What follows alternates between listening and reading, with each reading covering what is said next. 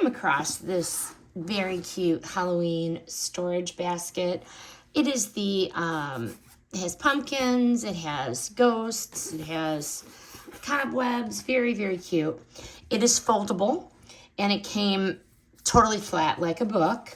It measures 14.5 by 10.2 by 9 by 9.4. It's the perfect size for like candy hauls, toy overflow, or a boo basket, which is what I'm going to use it for. Why I picked this, number one, it is festive and it is functional.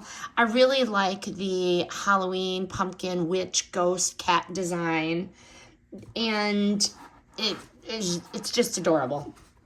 I like that it has a waterproof liner inside. So if we are going to use this for toys or anything for kiddos, mishaps can be wiped up and they're a non-issue. It is lightweight and it is very cost-effective, sturdy for the price. Would I buy it again? Absolutely. This little bin is just perfect for a seasonal organizer.